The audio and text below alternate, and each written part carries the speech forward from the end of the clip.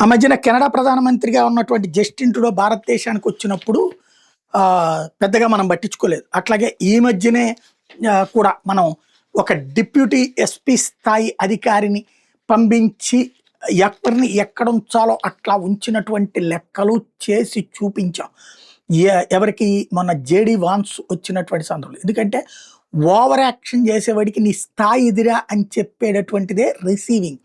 సాధారణంగా నరేంద్ర మోడీ ఇప్పుడు వెళ్ళారు. ఫ్రాన్స్‌లో ఘన స్వాగతమే లభించింది. బ్రిటన్‌లో అయినా ఘన స్వాగతమే లభిస్తోంది. అవమానించబడేటటువంటి ప్రదేశానికి ఆయన పోను కూడా పోడు. ఇప్పుడు తాజాగా చూస్తే లండన్‌కొచ్చారు జపాన్ ప్రైమ్ మినిస్టర్.